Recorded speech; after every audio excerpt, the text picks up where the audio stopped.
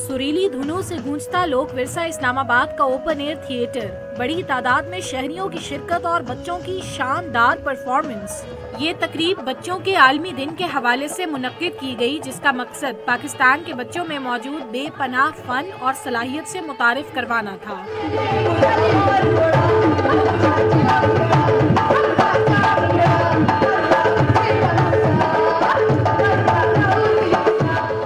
बच्चों ने रंगारंग इलाकाई लिबास ज़ेबे तन करके खूबसूरत लोक गीतों पर रक्स भी किया और मुख्तलिफ साज बजाकर अपनी काबिलियत का भी लोहा मनवाया।